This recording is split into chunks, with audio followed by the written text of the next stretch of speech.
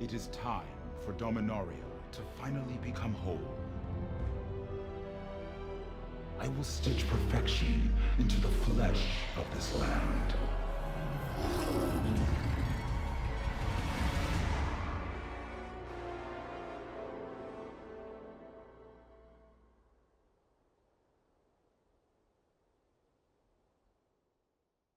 Bonjour à toutes et à tous, et bienvenue chez Écran Daily Commander.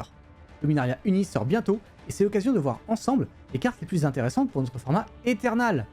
Je suis Ragun, et voici, hop, consacré aux généraux de l'extension, pour tuer le Commander.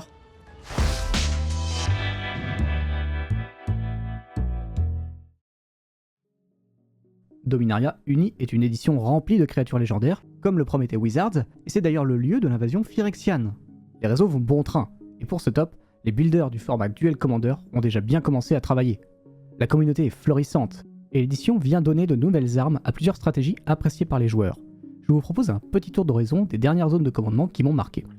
Avant de rentrer dans le vif du sujet, je vous invite à vous abonner à la chaîne et à activer la cloche si ce n'est pas déjà fait. N'hésitez pas non plus à lâcher le pouce bleu et à partager la vidéo si elle vous plaît. Cela aide énormément la chaîne.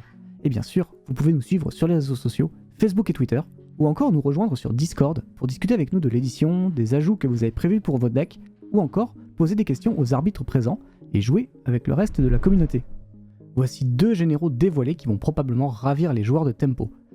Balmor, capitaine mage de bataille, est une créature oiseau et sorcier, des couleurs bleu et rouge pour 2 mana, qui possède le vol, ainsi qu'une force de 1 et une endurance de 3. Sa capacité lui permet de booster toutes nos créatures dont lui-même à chaque fois que l'on joue un sort, éphémère ou rituel pendant le tour. Il est le digne remplaçant d'Adélise, pour 1 mana de moins et se séparant des contraintes du tribal sorcier. Un mélange de créatures évasives, avec prouesse, et de sorts tels que foudre ou de cantrip peu cher, l'amènera vers une stratégie blitz, pour laquelle il semble parfait.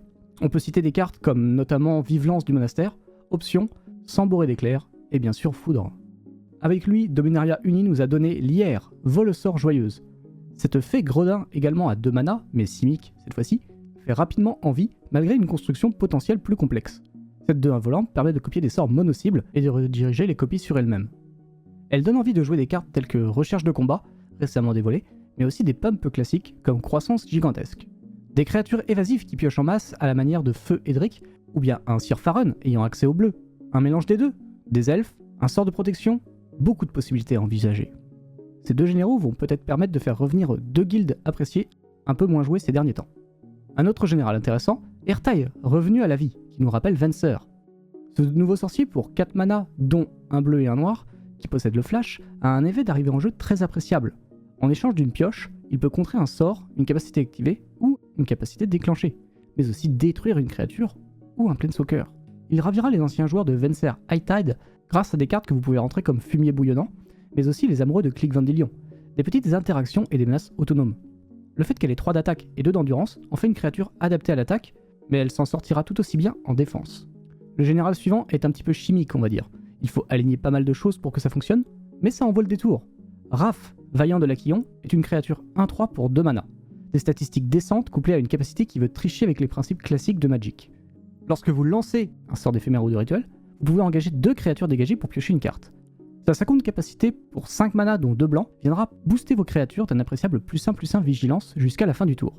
Alors quoi ? Eh bien l'idée est simple, des créatures à bas coût telles que Garde du Corps Bienveillant ou Vagabond déboisolé, des interactions telles que Contre-sort et Retour au pays, et quelques cartes de qualité comme Mentor du Monastère. Vous voilà prêt pour un deck créatureux très contrôlisant. Sûrement l'une des tricolorités les moins jouées dernièrement, Bant pourrait recevoir enfin un général capable de perfer en la présence de Shanna, l'âme purificatrice.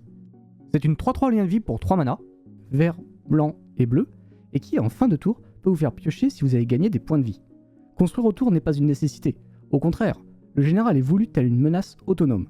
Arriver à proposer des dégâts avec et gagner des points de vie pour ensuite piocher semble très menaçant et peut permettre de grignoter l'adversaire assez fortement.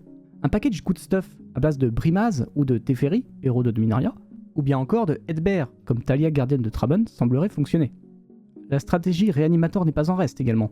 Gros morceau, stratégie assez violente à subir, avec pas moins de 2 pépites qui sortent entre l'édition et les decks commandeurs. Diada, plieuse de volonté, est un planeswalker jouable en tant que commandant.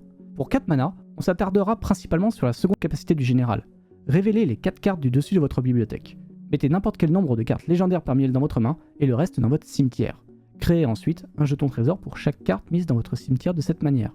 L'idée est simple, mettez tout au cimetière dans la majorité des cas et réanimez une horreur grâce à réanimation ou nécromancie par exemple. Une pépite du pack, c'est Sacre de Déterrement.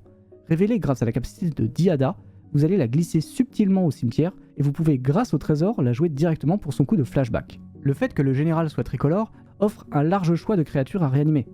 Des classiques tels que Griselbrand, Archonte de la Cruauté et Dragon à valeur de monde pour les amateurs de mana infini, mais aussi de jolies petites saletés comme le Père de la Démence.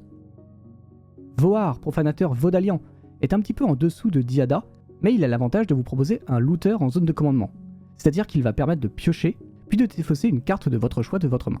Il va vous permettre ainsi de sculpter cette main, s'il n'est pas géré, ou alors il la tirera de l'interaction. Dans les deux cas, tout sera appréciable, car cela permettra d'avancer sereinement dans notre plan de jeu, qui est, je le rappelle, de réanimer des créatures. La seconde capacité du général va vous permettre de réanimer un sort de réanimation justement, mais pourquoi pas une saisie des pensées ou une négation pour protéger nos monstres. Le bleu offre aussi l'accès à d'autres cartes de loot et de meule comme étude attentive ou écurage de pensée, qui va nous permettre de régulièrement donner du fuel à notre général. Un autre général à présent.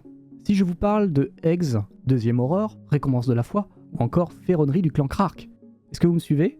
Eh bien Wizards vous propose de jouer Sten, partisan paranoïaque, pour vous donner un petit aperçu de ce deck qui vous permet de générer de la mana ou de la pioche et d'avancer assez rapidement pour créer une boucle capable de battre votre adversaire.